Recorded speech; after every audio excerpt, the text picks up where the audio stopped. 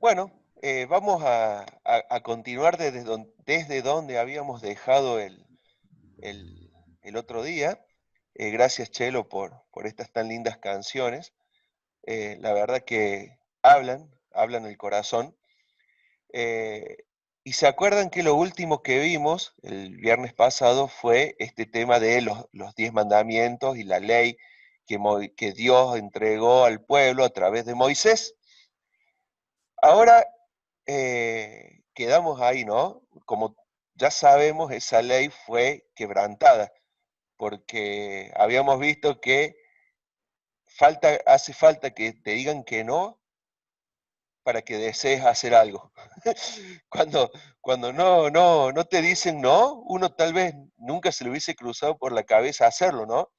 Pero cuando se prohíbe algo, ay, te dan ganas de hacerlo. ¿Por qué? Porque está en nuestra naturaleza así. Eh, Ahora les hago una pregunta, a ver, a los que, por lo menos a los que están frente a la cámara, o a los que tienen la cámara prendida. Levante la mano, ¿quién se considera una persona religiosa? Ay, qué pregunta, ¿no? A ver, ¿nadie? ¿Y las manitos? Bien, ¿qué pasa? Que a lo mejor alguien con la cámara apagada sí se animó a levantar la mano, pero nadie se considera una persona religiosa. ¿Alguien se... Pero eso es una pregunta con trampa, esa, Andrés. Y sí, si no, no la haría. Si sé la respuesta fácil, no haría esa pregunta. Miren, la palabra religión en nuestro idioma deriva de dos palabras. Es una palabra compuesta que deriva de dos palabras. Una es re. Re, por ejemplo, se utiliza también eh, cuando uno dice reelección. Una reelección es volver a elegir, ¿no? La palabra repetir significa volver a hacer. Ese eh, sub, ¿cómo es? Oh, se me fue la palabra. Sufijo, el prefijo, ese prefijo y sufijo. Prefijo, re, hace que signifique eso, algo que se vuelve a hacer, volver a hacer de nuevo. Repintar, voy a repintar la pared. Ya estaba pintada, pero la vuelvo a pintar. El re es eso, religión. Y ligión viene de ligare, que es ligar o unir, o juntar, unir. Entonces, religión significa volver a unir. Fíjense cómo cambia al analizar bien la palabra, ¿no? Entonces, una persona religiosa es una persona que está en la búsqueda de la unión nuevamente, de restablecer una unión. ¿Y qué unión? Claro, Dios dio los 10 mandamientos y dio toda la ley, y no se cumplió. Entonces hubo un quiebre en la relación entre Dios y el pueblo de Israel o entre Dios y el ser humano. Entonces Dios ahí comenzó una búsqueda de esto de la reunión de nuevo entre Dios y las personas, la religión. ¿eh? Por eso Santiago habla de una religión pura y sin mancha, una religión pura y sin mácula. 1.24, por ahí lo tenía anotado hace mucho, pero no sé dónde. Habla de eso, de una religión pura, 1.15, pura y sin mácula. Eso es no, 1.27, ahí está. Santiago 1.27, una religión pura y sin mácula. No es que te dice no seas religioso, sino lleva adelante una religiosidad pura y ahí sigue ayudar a las viudas, darle a alimentar a los huérfanos, que tu accionar sea conforme a tu deseo, ¿no? Y el que inventó la religión no fue el ser humano, sino que fue Dios. Dios empezó a buscar una forma de volver a unir esa relación quebrada entre el hombre, entre el ser humano y Dios. Entonces, ojalá todos fuéramos religiosos en esta búsqueda constante de volvernos a unir a Dios, de religar la relación nuestra perdida con Dios. Eh, es mucho más amplio, ¿no? Todo esto para analizarlo y ver. En un momento después, busquen por favor este punto clave, Éxodo 19:3. El primero que lo encuentre puede leerlo.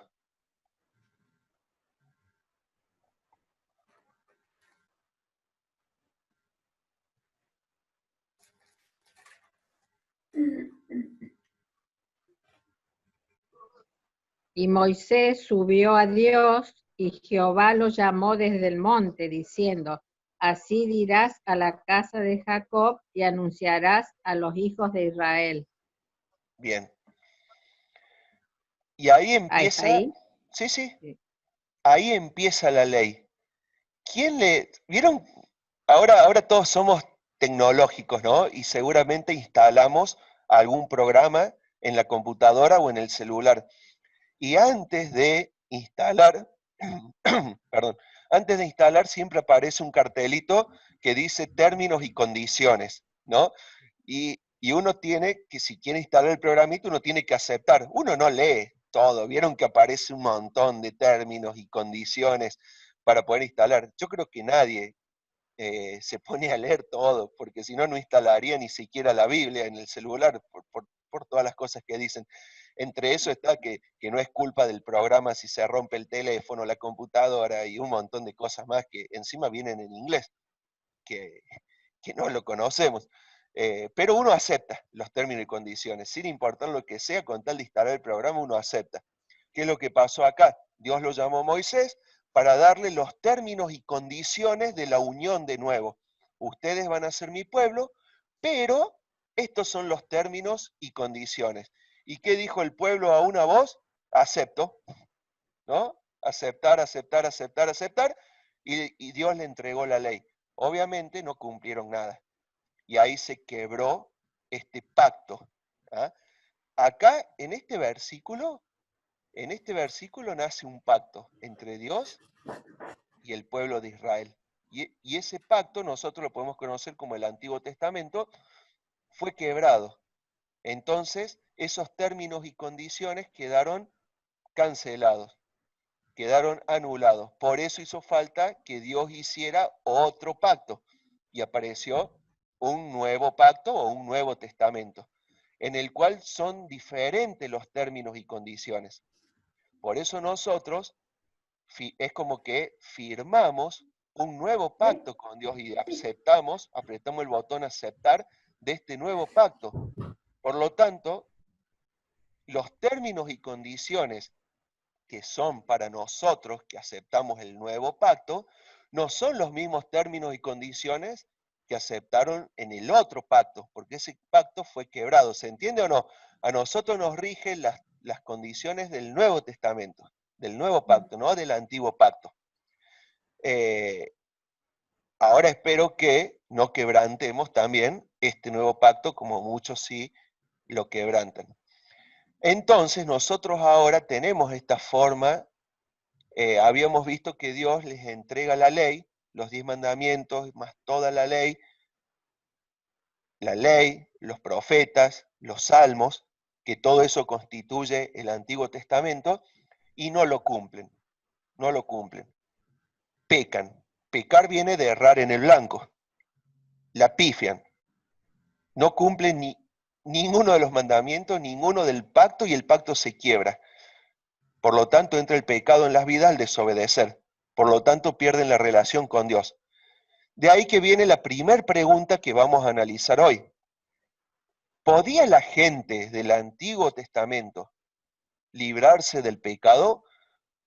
Porque nosotros sí, si entregamos nuestra vida a Cristo, Él nos limpia de todos nuestros pecados.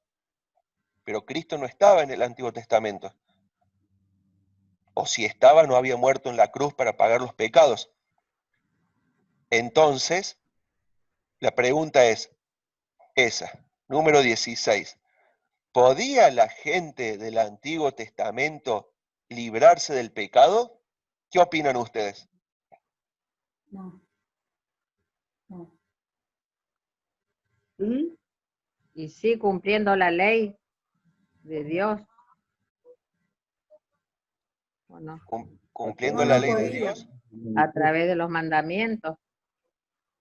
Están hablando las dos Elisas. A ver, No los Gadiel, ¿vos podían hablaste? cumplir. ¿Cómo, Elisa? Que no podían cumplir los mandamientos. ¿Cómo no?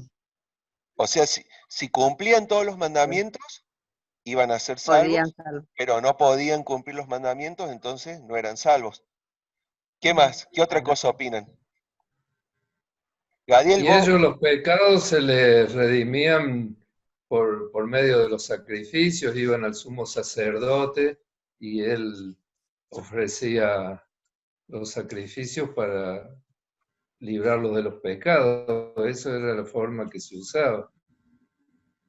Pero claro, no es lo mismo. Cubría los pecados, pero no los borraba. ahí está. Ahí vamos yendo, ¿no?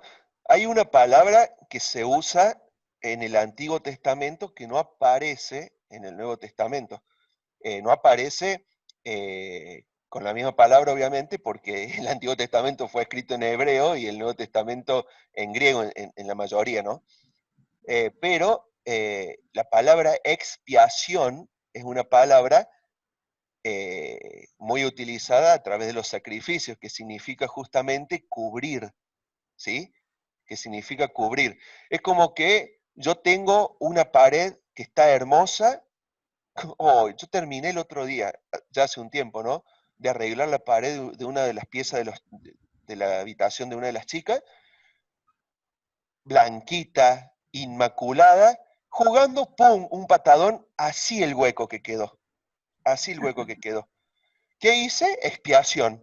Cuadrito, chuc, listo. Hermosa de nuevo la pared. Más o menos eso es lo que hacía el sacrificio. Cubría el pecado. ¿Se acuerdan en el lugar santísimo que estaba el arca? Dentro estaba el arca cuando se sacrificaba una vez al año. Sobre el propiciatorio, que era la tapa del arca, se ponía, dentro del arca estaba Dios. Entonces se ponía la sangre sobre el propiciatorio, sobre la tapa, y era el símbolo de que Dios veía a las personas a través de la sangre, que la sangre era como un filtro, ¿no? Que tapaba. Ahora bien, ¿la gente se libraba o no se libraba de su pecado? Podríamos ponerlo en términos que vayamos a entender más. No es así, pero pongámoslo. ¿Se salvaba o se iban al infierno si morían ahí? No, al infierno no. Iban al Hades. ¿Y van a pasar la eternidad con Dios o no? Después que resucitó el Señor, sí, el Señor los sacó de allí. A los que creían, Bien. a los que obedecían. Claro, ellos tenían esto, que era un símbolo, el sacrificio, era un símbolo de lo que iba a suceder después. Una vez que Cristo muere, se cumple eso, porque era el Cordero perfecto. El Cordero que se sacrificaba, la sangre que se derramaba en el Antiguo Testamento no era perfecta. La sangre de Cristo sí es perfecta, por eso es una vez y para siempre. Veamos el videíto y que va a dar, nos va a guiar más hacia donde queremos ir y después seguimos charlando. Espero que se vea y se escuche.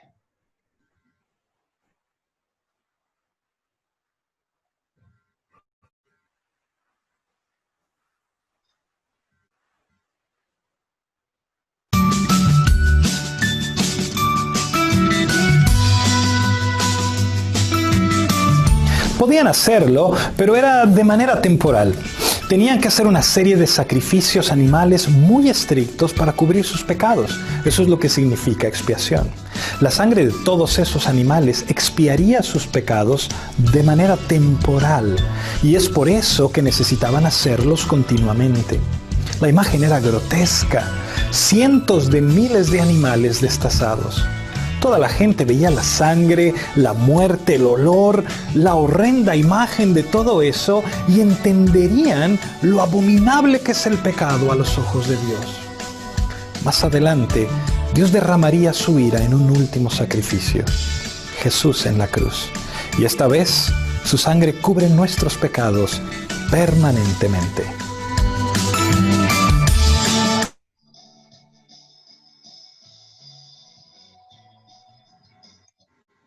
Bien, ahí está la diferencia, ¿no? Los sacrificios del Antiguo Testamento era temporal. Continuamente había que estar haciendo sacrificio para el perdón de los pecados. Ahora no. Un sacrificio para nosotros bastó y fue el de Cristo, ¿no? Busquemos, por favor, si alguien puede leerlo, Hebreos 9:19.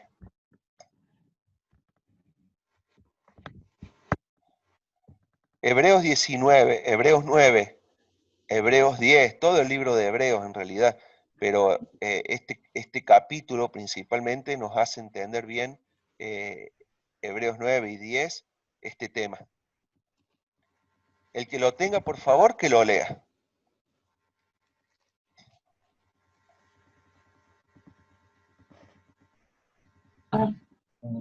Hola, buenas noches.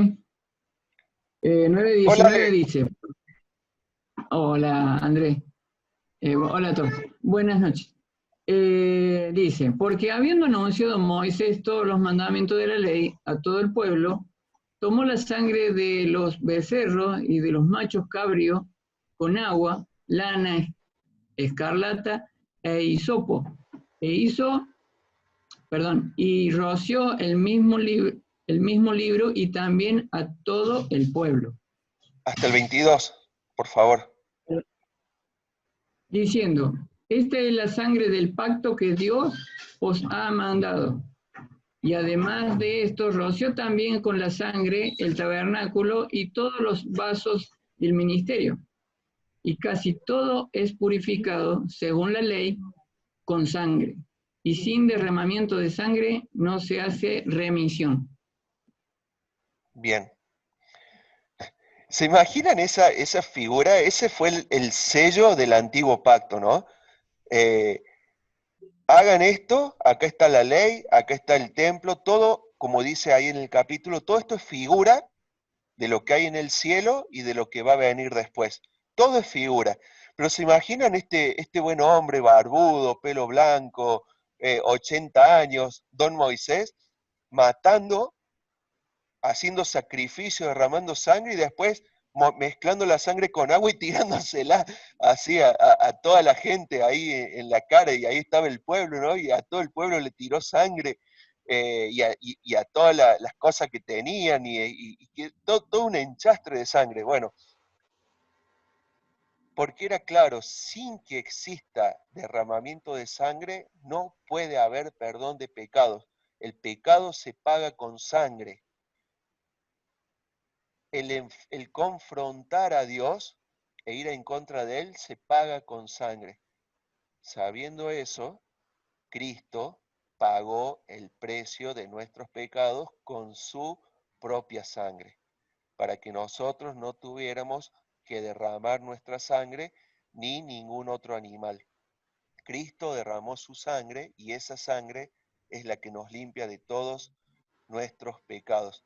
Pero qué figura, ¿no? El Antiguo Testamento se sella con esta muerte de animales y esparcimiento y derramamiento de sangre. El Nuevo Testamento se sella con la sangre de Cristo, para que nosotros tengamos la salvación una vez y para siempre, no temporal. Por eso si venimos a Dios a través de Cristo, Él nos limpia de todos nuestros pecados. Antes de pasar a la próxima pregunta, ¿alguien quiere aportar más con respecto a este tema? Ahora seguimos con seguimos con el pueblo de Israel, pero no hablamos más del sacrificio. Hay mucho por hablar de todo esto. Pero bueno, vamos haciendo como un panorama rápido de toda la Biblia. Qué maravilloso nuestro Señor, ¿no? Cómo pensó en nosotros y qué privilegio vivir bajo este pacto, bajo este testamento, ¿no? Bien, veamos la próxima pregunta entonces. Dice, después que el pueblo sale de Egipto y recibe la ley, ¿inmediatamente alcanzan la tierra que Dios les había prometido?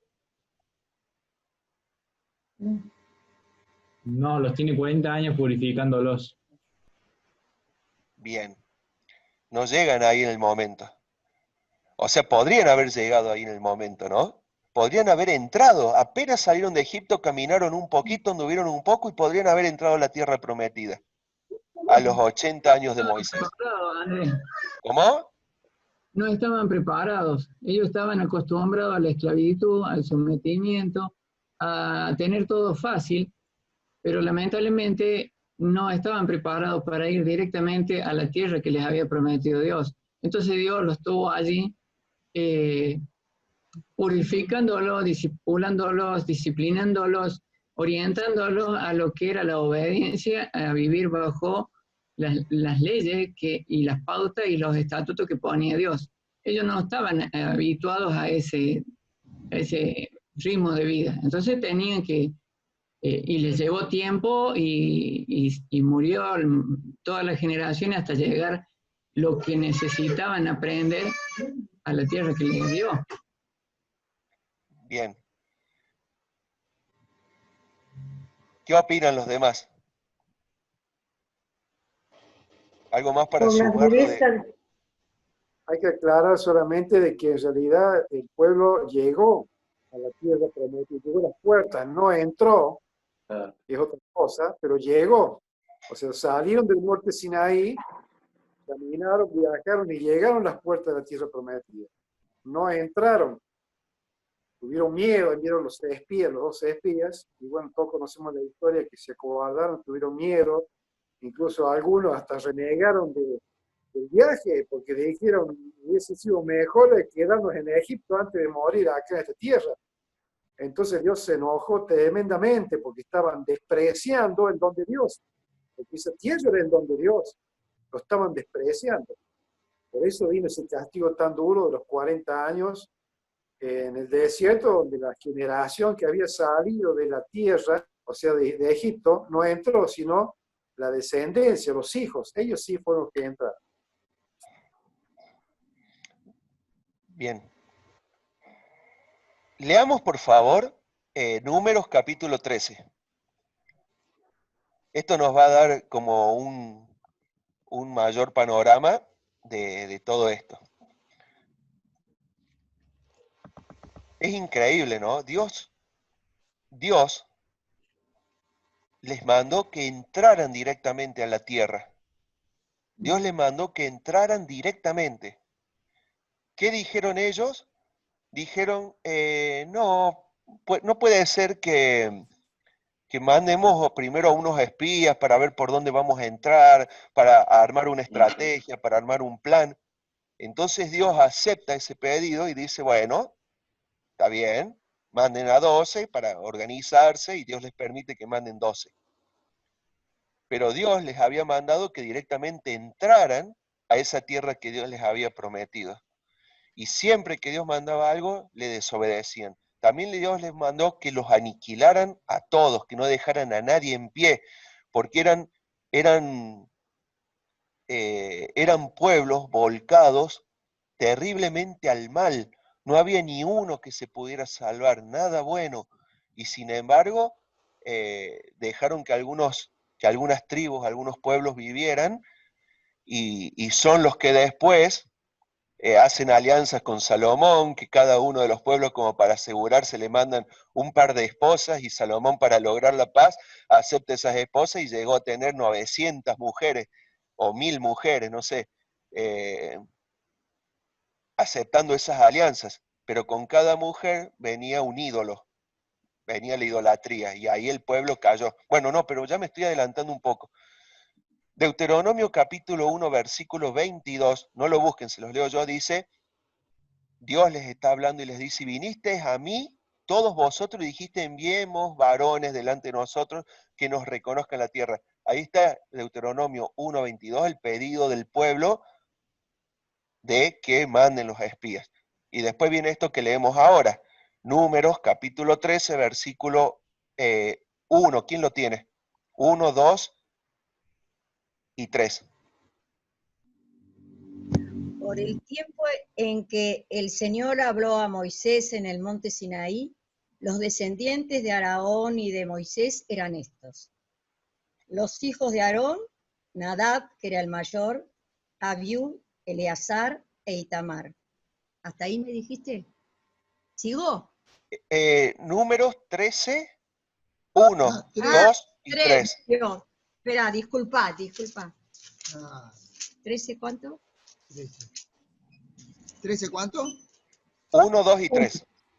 Ahí está, el Señor dirigió a Moisés. ¿Querés que lo lea? El Señor se dirigió a Moisés y le dijo, envía a unos hombres a que exploren la tierra de Canaán, que yo voy a dar a los israelitas. Envía de cada tribu a uno que sea hombre de autoridad. Tal como el Señor se lo ordenó, Moisés los envió desde el desierto de Parán. Todos eran hombres de autoridad entre los israelitas. ¿Hasta qué capítulo dijo? Bien, hasta ahí. Y ahí, bueno, ahí menciona quiénes eran de cada uno. Ahora lea, por favor, los dos últimos versículos del capítulo. Los dos últimos versículos. Vamos a ver El 31, 32 y 33.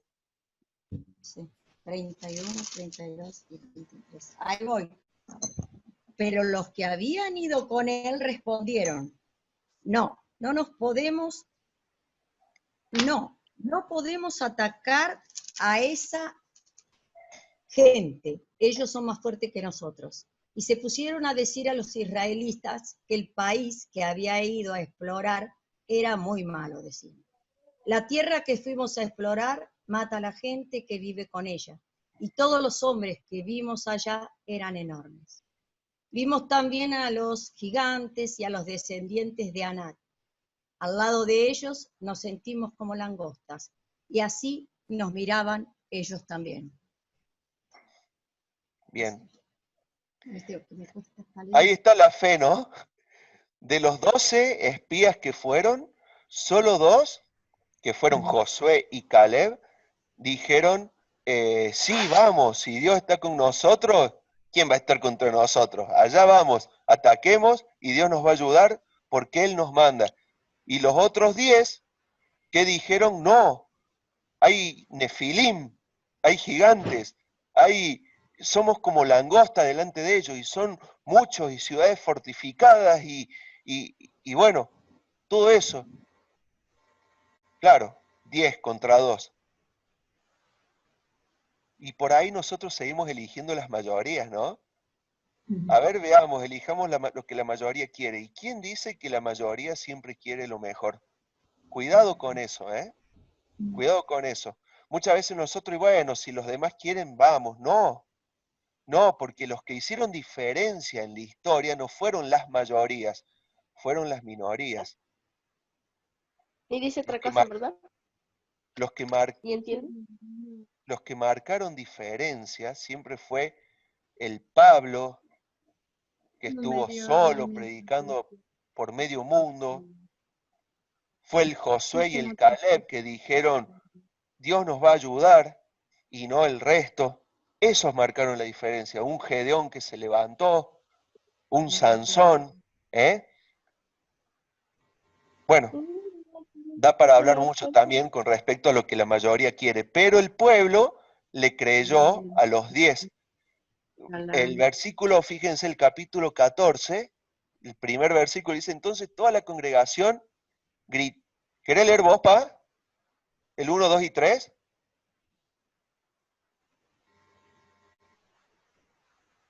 Bueno. ¿Del 14? Sí. Números 14, 1, 2 y 3. Ay, justo me entró un mensaje, me tapó, ahí va. Entonces toda la congregación gritó y dio voces, y el pueblo lloró aquella noche. Y se quejaron contra Moisés y contra Aarón todos los hijos de Israel. Y les dijo toda la multitud: ojalá muriéramos en la tierra de Egipto o en este desierto, ojalá muriéramos. ¿Por qué nos trae Jehová a esta tierra para caer a espada y que nuestras mujeres y nuestros niños sean por presa? ¿No nos sería mejor volvernos a Egipto? Claro, cuando las papas queman, uno empieza a pensar en el pasado y no vivía mejor en el pasado, nunca pensar, uy, no, tendríamos que haber obedecido. Por eso Dios toma la determinación de que ninguna de esta generación iba a entrar a la tierra prometida. Y por eso tuvieron que vagar por 40 años más, por 40 años en el desierto, hasta que murieran todos los que se rebelaron contra Dios. Y después sí iban a entrar a la tierra prometida, liderados por Josué, hasta Moisés, quedó ahí en el... nadie sabe dónde quedó Moisés, pero no entró a la tierra prometida, murió justo antes de entrar. Veamos el video.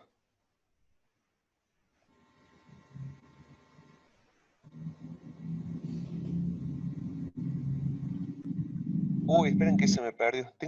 Ahí está.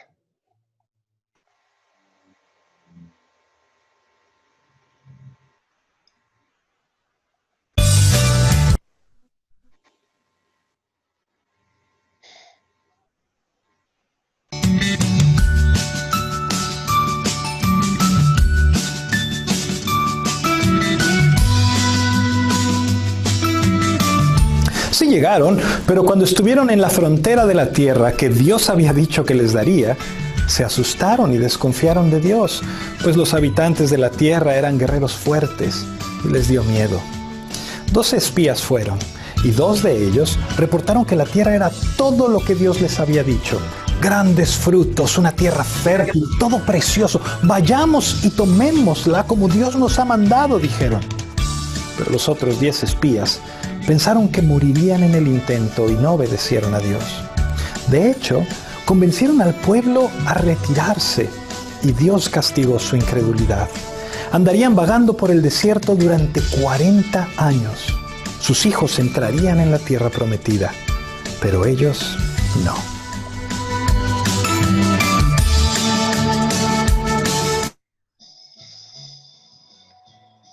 Bien. Entonces viene la siguiente pregunta ahora. ¿Cuándo entraron a la tierra prometida? ¿Cuándo lograron alcanzar? Así como Israel tenía su tierra prometida, eso también es símbolo para el cristiano. Nosotros también tenemos nuestra tierra prometida y actualmente estamos vagando en el desierto. Actualmente estamos andando en el desierto durante un tiempo, pero la tierra prometida está allá. En esos momentos difíciles de nuestra vida, pensemos que pronto, cuando menos nos demos cuenta, estaremos en esa tierra prometida donde sobra todo lo bueno y donde no existe lo malo. Y así Dios siempre cumple sus promesas. ¿Cuándo entró Israel a la tierra prometida? Ya como que fuimos adelantando, ¿no? 40 años. Vamos a ver el video directamente.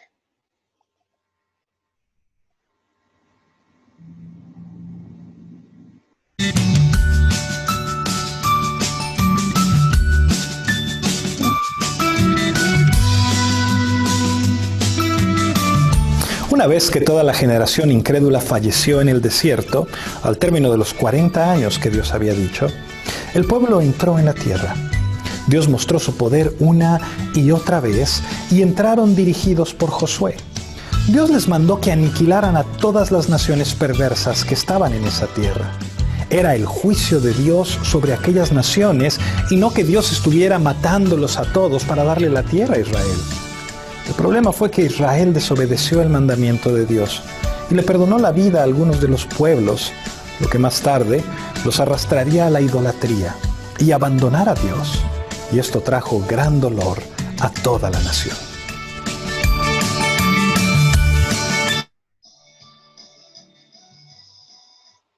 Bien. El pecado produce eso, produce dolor, ¿no? Produce dolor. El pecado de unos afectó a los demás. Lo mismo pasa en nuestra familia, lo mismo pasa en nuestra iglesia, que es nuestra familia ampliada. Cuando se hacen las cosas mal, hay consecuencias. Y produce dolor, y produce tristeza. Y Dios también trae el juicio hacia el pecado.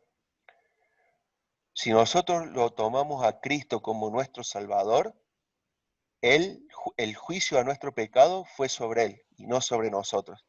Pero el que no reconoce a Cristo como Salvador va a tener que hacerse cargo cuando sea el juicio hacia Él. Que eso también va a suceder. Las naciones, y esa aclaración está muy buena, que Dios mandó destruirlas, fue por el juicio, por las cosas terribles que ellos hacían. No fue para darle la tierra a Israel que Dios mandó destruir a las naciones, sino como juicio, como en los días de Noé, ¿sí? Era esas terribles cosas que sucedían. Y hoy está anunciado que van a suceder cosas similares, como en los días de Noé. En ese tiempo estaban estos gigantes, que si bien había personas de estatura tremenda, pero había líderes terribles, llenos de maldad, en las que no les importaba las otras personas, no les importaba el bienestar de los demás, que les gustaba ser servidos, que explotaban, que esclavizaban al resto, que violaban a las niñas, a las mujeres, que dentro de los cultos que ellos realizaban sacrificaban personas, niños, la idolatría que existía. Terrible todo lo que acontecía en esos tiempos. Por eso Dios no le temblaba la mano para mandar a los demás que maten, porque la única forma de erradicar esa idolatría era eso. Y como no lo hicieron, después se sigue a lo largo de la Biblia y seguimos a lo largo de la historia viendo las consecuencias de esa desobediencia, ¿no? Próxima pregunta. Esperen que creo que me salté una. Acá está, perdón. Hagan de cuenta que Andrés, no mandé la 20. Sí, Chelo. Me quedé clavado ahí con un pensamiento. Fíjate que vos mencionaste que dijiste vos, las minorías son las que han marcado una diferencia. Sí, dijiste vos. Y me quedé pensando en eso porque hay una estadística que se ve acá. Hablando de los espías, eran 12, 10 dieron un resumen negativo de la situación y 2 fueron los que dijeron que podían alcanzar eso si se lo proponían con la ayuda de Dios. Y creo que esa estadística se cumple no solamente en nuestras vidas a veces, cuando hay dentro de la familia alguien que ve las cosas con fe y otro no, y dentro de la iglesia pasa lo mismo. Generalmente hay un porcentaje dentro de la iglesia que labura, que sirve al Señor, y hay otros que se sientan a criticar y a hablar cosas negativas. Entonces, los israelitas, fíjate que ahí, en Números 14, de la noche a la mañana los cubrió el desaliento, porque había personas que estaban diciendo hubiera sido mejor que nos quedemos en Egipto, y el desánimo llega por transmisión, no por solamente por ver las circunstancias. Cuando yo soy una persona que estoy adherida al desaliento, lo contagio al otro. Le digo, mira, esto no va a ir, esto así, no va a salir esto. Y lamentablemente dentro de la iglesia pasa lo mismo a veces. Hay muchas personas que en vez de sumar, restan. Y no estoy hablando de nadie en particular, estoy hablando de la iglesia en general. Y el pueblo no pudo alcanzar el objetivo que Dios tenía preparado para ellos, porque había un gran porcentaje de personas que estaban mirando a Egipto y no estaban mirando la tierra prometida y lo que el Señor tenía para darles. Y eso pasa también cuando nosotros tenemos los ojos puestos en nosotros mismos, y no en nuestras circunstancias, y así perdemos la perspectiva, y a veces hacemos cosas ridículas, hermano, que en vez de sumar, restan. Yo creo que esa estadística que vemos en la palabra de Dios muchas veces se cumple dentro del seno de la iglesia. Si son 100 personas las que están en una congregación, hay un 20% de personas que son las que están sirviendo realmente a Dios con todo el corazón. Los demás tienen la misma oportunidad de hacerlo, los demás tienen el mismo Dios, tienen la misma palabra, tienen el mismo espíritu, pero es mejor quedarse en la queja como se quedó en el pueblo y no dejar que la obra de Dios o los propósitos de Dios avancen para la gloria de Él. Es triste ver este cuadro en el pueblo de Israel, pero también es triste verlo dentro de la iglesia, hermano. Por eso esta estadística que está acá, que hay un porcentaje de gente que se queja, hay un porcentaje de gente que ve con fe esta situación, se sigue dando dentro del cristianismo, dentro de la iglesia y dentro de nuestras propias vidas. Eso solamente quería añadir, porque me impactó esto de decir cómo las minorías marcan la diferencia, y sí, porque siempre Dios se valió de personas fieles para cumplir con su obra. No se valió de personas quejosas, criticonas, no se valió de personas que están viendo si van a poder ver si pueden servir a Dios o no. Dios miró el corazón de un David y lo sacó detrás de la majada. Había una selección de hermanos antes que él, y Dios le dijo, no, esos no son. Y Samuel le dijo allá, ¿tenés otro hijo, Isaí? Sí, hay uno, un pastorcito que está allá cuidando las ovejas. Ese es lo que sigue, Chelo. No se sabía, yo no lo sabía, pero el Señor sabe que lo quería decir. Tal cual. Y otra cosa que yo puedo agregar, vos mencionaste que la tierra prometida puede ser el cielo, y yo comparto, pero a la vez también pienso que la tierra prometida son todas aquellas cosas que uno en la vida cristiana tiene que conquistar, cosas que ya Dios nos dio y que día tras día tenemos que ir conquistando y tomando posesión por fe, ¿no? Amén. Sí, tal cual. Y lo primero que tenemos que tratar de conquistar es nuestro corazón, ¿no? Porque nosotros de continuo nos vamos, como decía Marcelo recién, a la crítica, al chusmerío, a mirarme a mí mismo, o ponerme a mí en primer lugar, dejando a un lado a los demás. Entonces, qué importante que es el batallar contra estos gigantes que están dentro nuestros y que nos llevan a la soberbia, al orgullo y a lastimar a los demás también. Mirá qué curioso que ellos miraban a los hijos de Anac que estaban ahí en ese lugar, pero tenían los hijos de Anac en el corazón, porque tenían gigantes que todavía no habían conquistado, hermano, y que estaban siendo de tropiezo para que Dios cumpla su plan. Y sí, fíjate vos esto de las mayorías, ¿no? ¿Cuántas personas seguían a Jesús? Cientos, miles. ¿Cuántos alimentó? 5.000, ahí en un momento, o sea, muchos miles le seguían. Sin embargo, ¿quiénes fueron los que marcaron gran diferencia? Vayamos ahí al principio del libro de los Hechos. El Señor sabía bien, ¿no? Cuando Él se transfiguró, ¿se acuerdan? Pedro, Jacobo, Juan. Cuando el Señor... Cuando empieza el libro de Hechos, ¿quiénes son los primeros que van y hacen milagros y empiezan a predicar ahí? Pedro y Juan. De los miles se redujo a cientos, de los cientos a decenas, de las decenas podemos decir 12, docena, y de la docena a 2 o 3. siempre van a ser las minorías, pero la invitación de formar parte de esas minorías está para cada uno de nosotros. O sea, no tenemos que ser espectadores de las minorías, sino que tenemos que ser partes de esas minorías. Porque imagínense si el Señor, como dice el Chelo, puede hacer tanto con un 20%, ¿cuánto más lograría hacer en el lugar en que estamos con un 30, con un 40, con un 50%? Pero qué orgullo ser el 1%, aunque sea, que arranque sirviendo y obedeciendo al Señor. Ahí está el llamado para cada uno de nosotros, de no ser espectadores, sino ser actores principales en esta obra que Él está preparando. Bueno, gracias Chelo por la acotación, el palo también, pero es necesario. 19. ¿Cómo vamos de tiempo?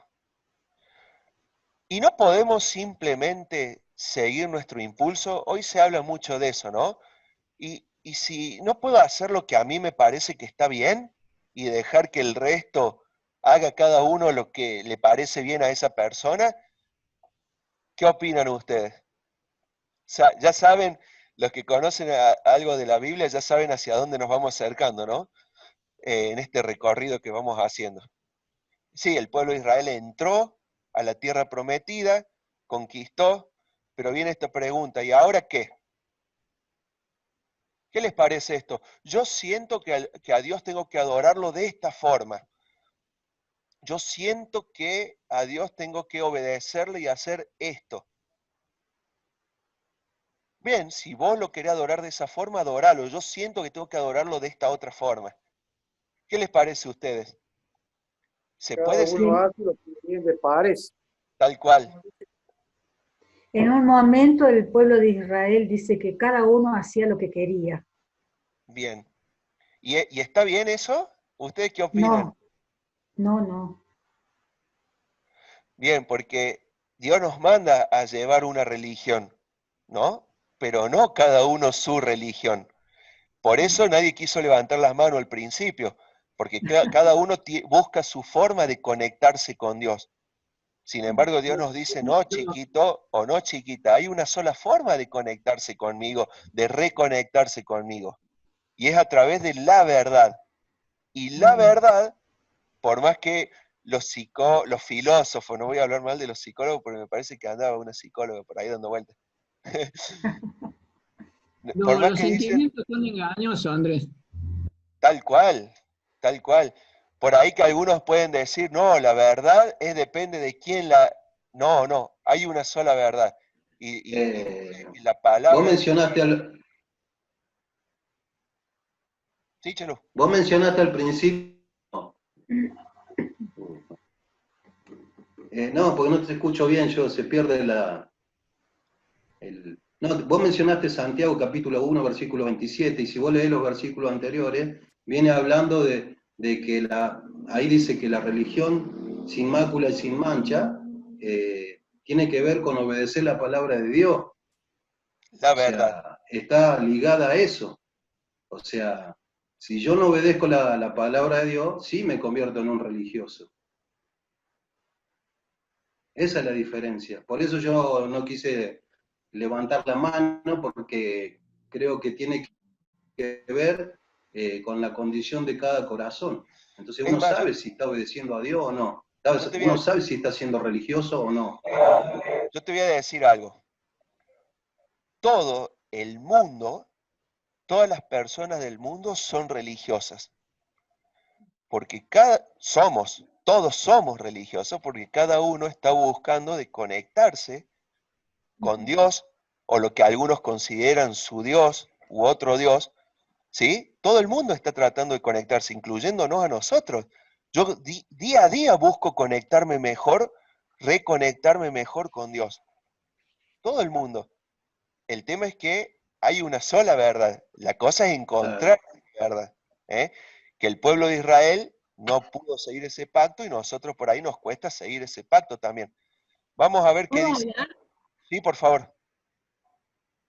Bueno, quería compartir algo que es justamente lo que estamos estudiando los martes con un grupo. Esta cuestión de lo sentimental, los sentimientos son muy engañosos y los sentimientos en donde nosotros ponemos muchas veces los deseos nuestros. Y entonces en esos deseos que vamos poniendo y vamos alimentando en ese sentimiento de sentir, si siento o no siento, y ahí es donde nosotros empezamos a ver si es bueno o es malo, y nos vamos alejando de lo que es la verdad. Y entonces caemos en qué es la verdad. Y la verdad solamente es Jesús y su palabra. El problema es que nosotros, al ir dejando nuestros deseos en los sentimientos, vamos armando un Dios a nuestra estatura y a nuestra medida. Entonces, empezamos a decir qué sí es bueno y qué no es bueno. En esto del mundo en que estamos viviendo, si lo sentís, está bien, sin importar lo que le pase a otro. Entonces vamos alimentando esos deseos de que si a mí me hace bien, está perfecto. ¿Perfecto para quién? Es la pregunta. Porque si eso que estoy haciendo a mí me hace sentir bien, pero a su vez me está alejando de Dios y no estoy reconociendo a Jesús como el único y verdadero Salvador, y mi vida no está basada en la verdad, que es su palabra, y realmente no me está haciendo para nada bien. Muchas veces los sentimientos son totalmente engañosos. Y a veces nosotros debemos manejarnos por la verdad, más allá de que no me haga sentir ni cómoda, ni bien, y ni siquiera feliz. Porque la felicidad es obedecer a Dios a pesar de lo que yo quiero y de lo que yo deseo. Bueno, eso quería compartir. Gracias. Perfecto, gracias. Por eso la religión es mal vista también, Andrés. Por eso la religión es mal vista también, porque por eso que dice también Araceli, y vos sabés que el primer acto de religión que encontramos en la Biblia está en Génesis capítulo 3, cuando Adán y Eva se cubrieron con hoja de parra su desnudez. ¿Qué quisieron cubrir? Cubrieron una apariencia.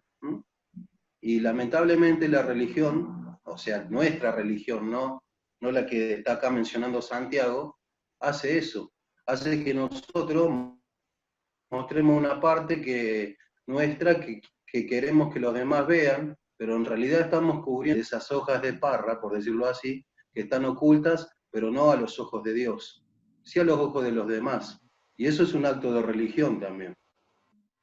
Y sí, tengamos cuidado, esto que dice Araceli recién, el tema de las emociones, de los sentimientos, es peligroso, ¿no? Porque hizo mucho daño, personas que se manejaron, hizo mucho daño a lo largo de la historia, pura y exclusivamente por sentimientos, por emociones, causaron problemas. Entonces muchos críticos dijeron, no, hay que usar el cerebro también, pero nos fuimos al otro extremo de usar cerebro, y uno sabe que el conocimiento envanece, el conocimiento crea soberbia y el conocimiento crea frialdad. Entonces, ¿qué sería lo importante en nosotros? Y lograr un equilibrio entre conocimiento y sentimiento. ¿Vieron cómo era ay, se me fue el nombre de este cuento de que va el hombre de hojalata, el león cobarde. ¿Cuál es? El mago Oz. El mago de Oz, ¿no?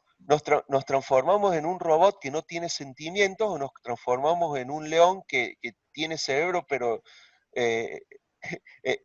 ¿entienden cómo es? El robot tiene cerebro y no tiene sentimientos. Y el león le falta corazón, y así es una mezcla que hay en nosotros. Tenemos que apuntar a lograr ese equilibrio que hay, ¿no? Entre usar el cerebro a la hora de leer la Biblia, de estudiar la Biblia, pasa eso nomás. Ah, bueno, este versículo yo lo espiritualizo. No, demasiado sentimiento. Bueno, lo tomo literal. Pará, pensalo, orá y pensá en el otro. Un equilibrio es lo que el Señor nos llama a nosotros también a lograr.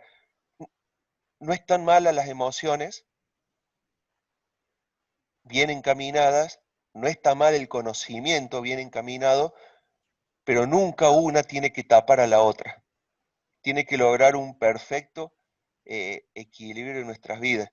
Muchos decían, no, pero este da un mensaje muy emocional desde el púlpito.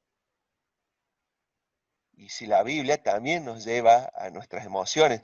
Dice la palabra de Dios que todo vuestro ser, espíritu, alma y cuerpo, adoren al Señor. No podemos dejar el espíritu separado del alma, que son las emociones. El espíritu, que es el cerebro, la inteligencia, separado de las emociones. Todo tiene que ser en un equilibrio perfecto en nuestras vidas. Veamos qué dice el video.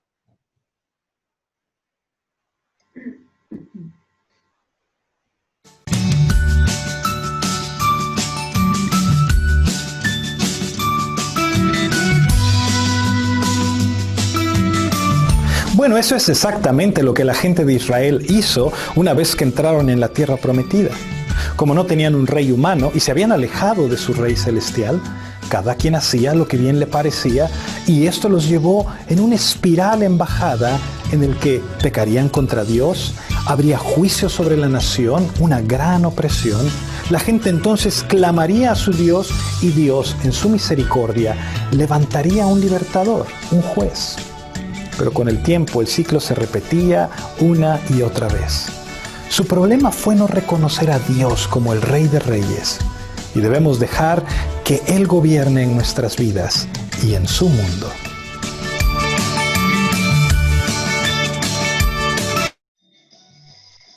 Miren que dice, debemos dejar que Él gobierne en nuestras vidas, ¿no? Cuando ponemos el cerebro, ¿quién está gobernando? Nosotros. Cuando ponemos nuestras emociones, ¿quién está gobernando?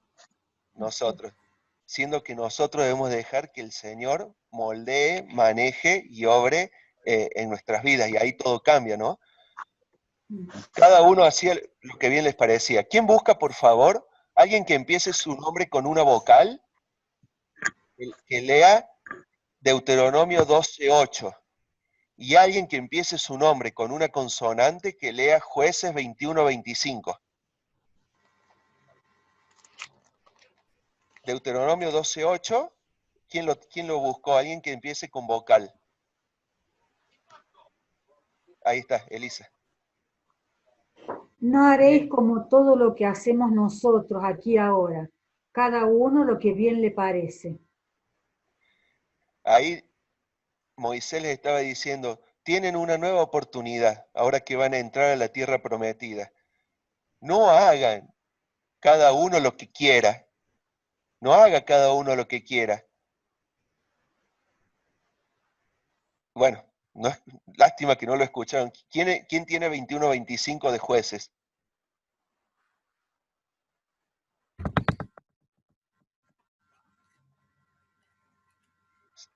¿Se durmieron los consonantes? Yo no puedo leerlo porque soy Andrés. Yo lo tengo. Bueno. En estos días no había rey en Israel. Cada uno hacía lo que bien le parecía. Así termina el libro de los jueces, ¿no? Que cada uno hacía lo que le parecía bien. Ojo, no estamos hablando de voluntad acá. No estamos hablando que todos querían hacer el mal, no. Todo lo que ellos hacían, a ellos les parecía bien. Por eso dice lo que cada uno, lo que bien le parecía. En la iglesia pasa lo mismo, hay muchos que tienen buena voluntad y piensan que lo que están haciendo está bien, pero no es cuestión de lo que cada uno piensa. El religioso, sea de la religión que quiera que mencionábamos, incluyéndonos a nosotros, no estamos haciendo lo que nos parece mal. Un político, dentro de las políticas que se pueden llevar adelante, no están haciendo algo que ellos consideran que está mal. Cada uno, dentro de donde está, piensa que lo que está haciendo está bien. Cada uno hace lo que bien le parece. El tema es que no escuchamos la voz de Dios, que nos está diciendo, este es el camino que tienen que seguir. que es la palabra de Dios.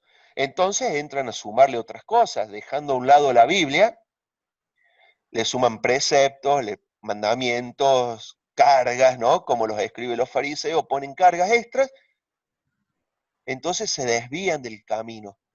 Pero el camino es fácil y difícil a la vez. Pero es muy simple. Es el obedecerle a Dios el camino que uno debe seguir. No lo que a mí me parece o lo que yo siento o lo que yo creo. Es escuchar la voz de Dios a través de su palabra, dejándonos a nosotros a un lado. Bien, creo que llevamos 1 hora clavada. ¿Vemos uno más o cortamos acá? Depende de ustedes. Está muy lindo. Vamos a dejar que la mayoría elija, que siempre sabe bien. Esos que no escucharon nada, ¿no? ¿Uno más? Bueno, hacemos uno más. Una preguntita más. El viernes que viene retomamos en esta pregunta. Es la 20, que ya está puesta ahí. ¿Qué hay con los demás? ¿No hay salvación para ellos? Si no pertenecían al pueblo de Israel,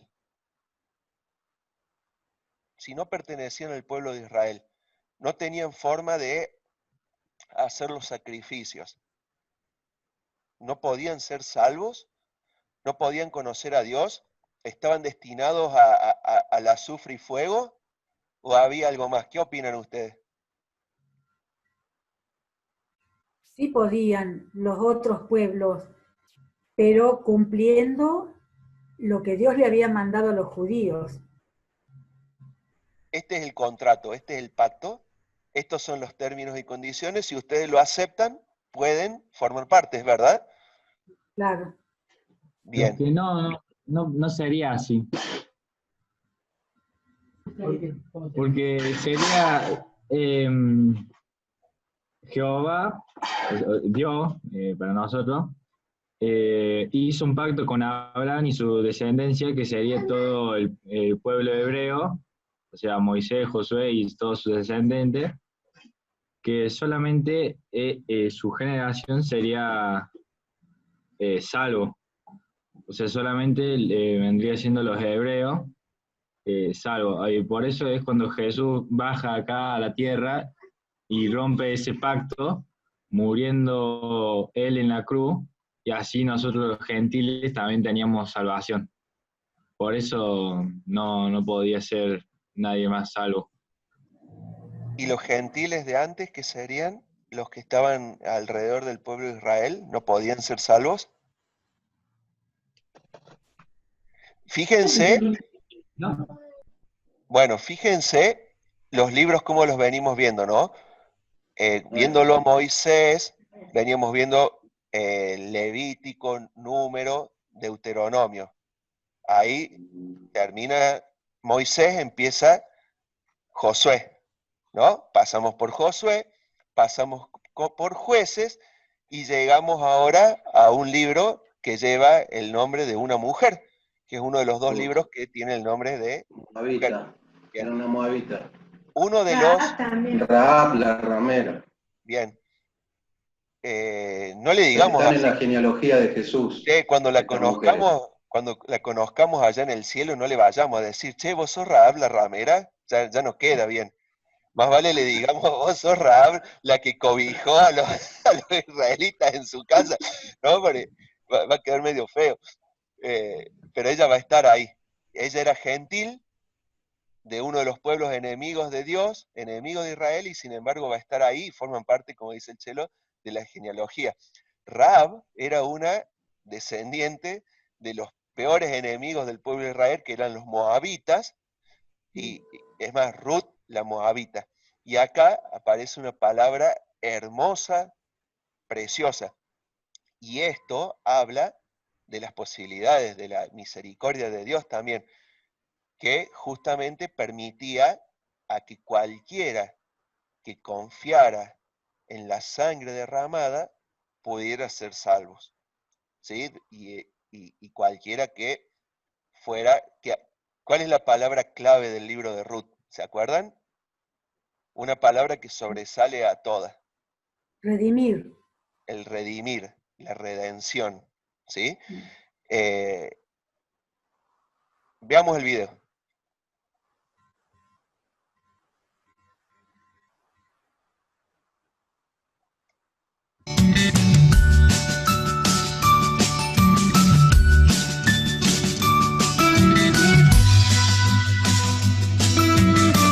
Uno de los propósitos de las leyes de alimentos y vestido era que la nación de Israel era única y diferente entre todas las demás naciones, como un testimonio de quién es el verdadero Dios. Israel tenía que mostrar a los demás la gracia, la misericordia de Dios. La historia de Ruth es la historia del viaje de una moabita hacia la fe, una mujer desamparada que encontró a Dios y la redención por su gracia. Es la historia de todos los que reconocemos la necesidad de un Redentor y lo encontramos en Cristo Jesús.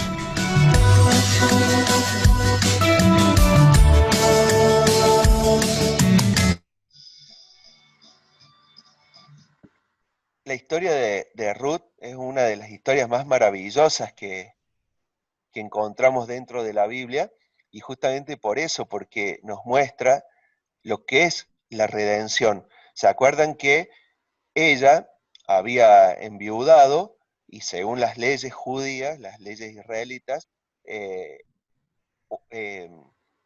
si alguien la redimía a ella, un pariente tenía que ser, y se casaba con ella recuperaba todo lo que era de su esposo, pero recuperaba su nombre y pasaba a formar parte también del pueblo. Y la confesión que hace Ruth a su suegra, a Noemí, de que tu pueblo será mi pueblo y tu Dios será mi Dios, qué maravilla, ¿no?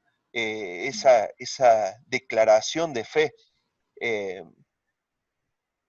y el deseo de ella, ¿no? Ahora aparece esta palabra redención, que también la vemos mucho en el Nuevo Testamento, y es muy diferente a lo que era la expiación. La expiación era cubrir el pecado. Redención se utilizaba, en una de las cosas que se utilizaba, era para un esclavo, cuando alguien compraba, pagaba el precio de lo que valía el esclavo, para luego poderlo liberar. Eso significaba redención, pagar el precio para darle libertad. Y eso es lo que Cristo hizo en la cruz por nosotros, pagó el precio por nosotros para darnos libertad. Hermosa acepción y hermoso significado de lo que es la redención, el pago del precio por algo, ¿no? El libro de Ruth es muy recomendable, es cortito, se lo lee rapidísimo y lleno de cosas maravillosas, que es una de las tantas hermosas historias que encontramos en la palabra de Dios, pero que nos habla justamente eso, de la posibilidad que tenía cualquiera que quisiera adorar a Dios, podía adorarlo. Cualquiera que quisiera obedecerle a Dios, podía obedecerle. Dios nunca le dio la espalda a nadie. Bueno, es más, también encontramos que algunos egipcios iban formando parte del pueblo de Israel también, y tenían su parte y tuvieron su lugar, y todos tuvieron la posibilidad. Los egipcios también tenían la posibilidad de pintar los dinteles de su puerta si quisieran. La posibilidad estaba. No la tomaron, pero bueno. Hay un versículo interesante en Deuteronomio capítulo 10, el versículo 17 hasta el 22, dice: Jehová vuestro Dios, Dios de dioses es, dice, y el Señor de señores, Dios grande, poderoso y temible, dice, que no hace acepción de personas, ni toma cohecho, que hace justicia al huérfano y a la viuda, que ama también al extranjero dándole pan y vestido, dice. Amaréis pues al extranjero, porque extranjero fuiste en la tierra de Egipto. A Jehová tu Dios temerás, y a él solo servirás. sea, tiene que ver con esto que vos decís, Andrés, de que Dios no hace acepción de personas. Cualquiera que se acercaba por la fe a Dios y confiaba en el Dios de Israel era parte del pueblo. Naamán también, el sirio. Hay un montón de ejemplos de personas que no eran del pueblo y vinieron a la fe por medio de creerle a Dios.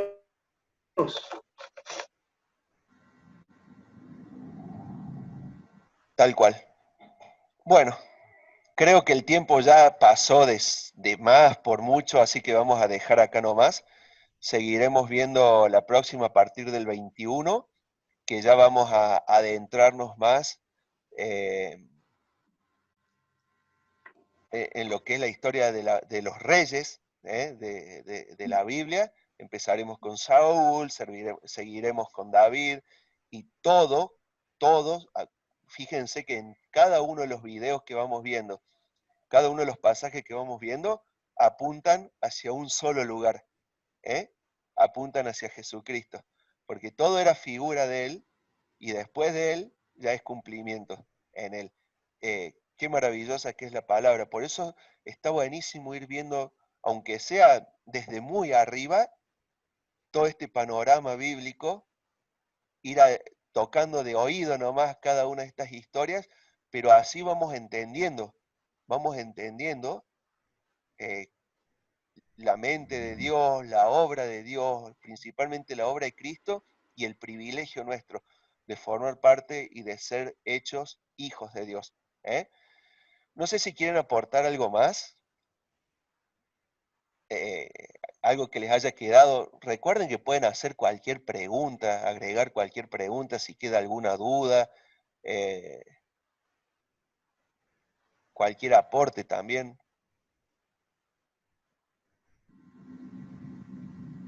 Si no, está muy bueno todas estas. Está muy bueno todos estos que estamos viendo porque nos enseña un montón. Sí, sí. Y vio que es importante refrescar la mente, ¿no? Hay historias por ahí que las dejamos olvidadas en un rinconcito de nuestra mente, y traerlas de nuevo como que nos hace cobrar ánimo. Sí, Tamara. Yo no olvido. Andrés, soy Graciela. Graciela. Yo aprendo mucho yo, porque yo no soy a pesar de muchos años de creyente, no soy una que sé grandes cosas de la Biblia, digamos, ¿no? Y a mí para mí cada clase me gusta mucho porque aprendo. Eso te quería decir.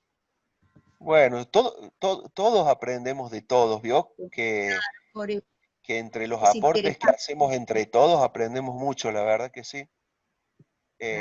¿Vos, Tamara, levantaste la manito? Hola, sí, Andrés. Sí, me quedé pensando en lo que habló, creo que Chelo, sobre la tierra prometida. Lo que hablaste sobre Ruth, me hizo retroceder hace 17 años atrás, cuando Dios me mostró que esta era mi tierra prometida. Y le contestaba a mi marido, Sire, como Isaac y Rebeca. Y en nuestros votos, el versículo de Ruth, que dice 1:16 y 17, no me ruegues que te deje y me aparte de ti, porque donde quiera que tú fueres, iré yo, y donde quieras que vivieres, viviré. Tu pueblo será mi pueblo y tu Dios mi Dios. Donde tú murieres, moriré yo, y allí seré sepultada, ¿no? Así me haga Jehová, y aún me añada que solo la muerte era separación entre nosotros dos. Fue lindo, me hicieron recordar hace tiempo atrás. Y algo que habló también, creo que Chelo, Chelo es así, ¿verdad? Fue sobre, dijo que conquistar, para mí la tierra esta prometida era así, una tierra prometida, pero como pasó con Josué, había que conquistarla, ¿no? Fue un desafío conquistar muchos pasos, muchas cuestiones al llegar aquí, pero siempre me imaginé como el pueblo de Israel, cuando me vine de mi ciudad aquí, que Dios era como mi nube, que iba a estar conmigo, porque ya no estaba ni mi mamá, ni mi papá, ni mi familia, pero solo me traía mi valijita y Dios conmigo. Entonces cualquier desafío, cualquier situación que iba a vivir, sabía que Dios iba a estar conmigo. Eso. Gracias por la historia. Viste que después, una vez que estuvieron en la tierra prometida, primero hay que conquistarla y después hay que defenderla, ¿no? En las guerras espirituales también, las conquistas hay que defenderlas, no hay que dormirse en los laureles. Entonces, si nosotros logramos vencer las tentaciones, sigamos fortificando las murallas porque van a seguir viniendo. Entonces hay que proteger las ciudades ganadas, hay que proteger la tierra obtenida.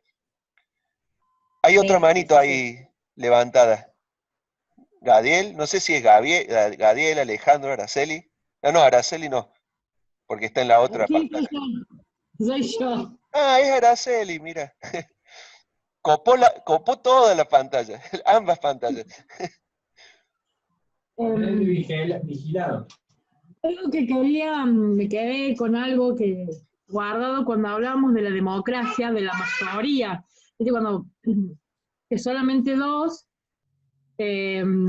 Josué querían atacar y conquistar y tomar la tierra, y la mayoría, o sea, 10 espías habían decidido que no, porque los otros eran demasiado grandes.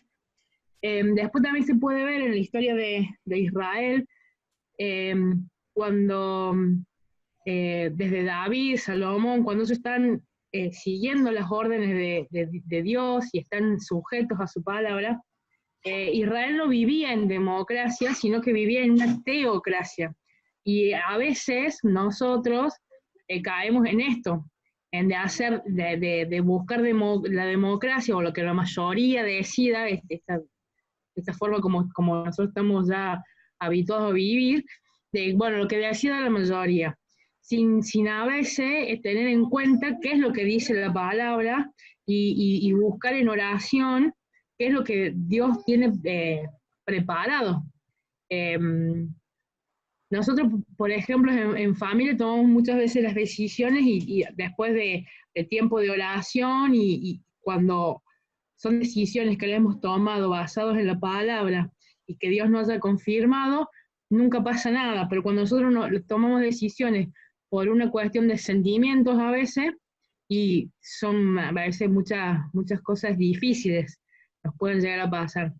Entonces, eso quería hacer una diferencia entre cuando a veces confiamos en lo que la mayoría decide, en lugar de buscar una teocracia. Eso no. Perfecto. No vamos a hablar mal de la democracia, ¿no? Porque con la democracia se come, se cura, se educa, todo, ¿eh? No nos vamos a meter en ese terreno. pero bueno, las masas son las masas. Y la teocracia sí. Es más, el Señor promete, cuando se ha establecido el reino de paz y de abundancia, y de restauración de la tierra y del ser humano y de todo, promete una teocracia, ¿no? El Rey de Reyes estará sentado Jesucristo en el trono por 1000 años y ahí veremos lo que es el perfecto plan de Dios que tuvo desde un momento, pero eso ya lo vamos a ver el viernes que viene cuando veamos sobre los reyes, porque que existieran reyes en la tierra era el plan de Dios, pero no para este momento. Él quería una teocracia, como dijo bien Araceli. Chelo. Tengo un regalito para después. Andrés, hay un aspecto de algo que dijo Araceli que no lo tenemos en cuenta a veces. Ella habló de una democracia y de la mayoría, pero la Biblia dice que en la multitud de los consejeros se halla la sabiduría. Entonces no está mal escuchar las opiniones de muchas personas y ponerlo y pasar todo eso por el filtro de la voluntad de Dios. La sabiduría no solamente se halla en la palabra de Dios, sino cuando vos hablas con personas que están más experimentadas, por decirlo así, en ciertas cuestiones. Yo que estoy construyendo, por ejemplo, tengo que pedirle consejo a alguien que haya estudiado para eso y me diga, mira, esto tiene que ir de esta forma. O sea, Si vos querés que una estructura esté firme, tenés que edificar de esta manera. Yo creo que Dios también en su gracia y en su soberanía ha dotado a personas dentro del cuerpo de Cristo que tienen esa sabiduría para poder aconsejar y guiar a su pueblo. Y cuando uno no lo encuentra en el lugar que está, tiene que buscarlo, porque la responsabilidad nuestra es buscar el consejo de Dios, no quedarnos con lo que dice la mayoría, sino decir, bueno, esto es en común, lo que dice la palabra de Dios es lo que me dicen a mí. Entonces, la sabiduría no solamente, como dije antes, viene desde la Biblia, sino de hallar consejo en aquellas personas que tienen más años tal vez en este tipo de experiencia y conocimiento de la palabra. O sea, personas espirituales estamos hablando, ¿no? Y personas que tienen, digamos, esa sabiduría dada por Dios. Así que no está mal este tipo de consenso a la hora de tomar una decisión. Lo que pasa es que a veces nosotros no decimos muchas veces o no compartimos las decisiones que queremos tomar, ni le preguntamos a alguien qué te parece esto a vos. Y no es que vamos a decidir lo que digan los demás, sino lo que dice la palabra de Dios. Creo que ahí está el punto que tiene que ver con lo que decía Araceli. De ahí el examinarlo todo y retener lo bueno, ¿no? Pedir consejo lo pedimos a toda la mayoría, pero vamos a examinar todo. Y como hacían los hermanos de Berea, de comparar todo con la palabra de Dios, a ver si es verdad o no lo que uno dice. Es el mejor filtro que hay. A ver si es verdad lo que dice, me fijo en la Biblia. Es verdad. Bueno, les dije que tenía un regalito. Con esto terminamos. Me mandó Tamar hace un rato. Vamos a ver si se ve y se escucha. No sé si alguien más quiere hacer un aporte. Ya vamos a cerrar con este concierto. Ahora vamos a la parte ya seria, intelectual, ¿no? Vamos a tener un concierto en un super piano, ¿no? Me dijeron que es el piano de los pianos ese. Vamos a ver cómo suena. Vamos a escucharnos, a ver. Qué bárbaro. Y a ver también.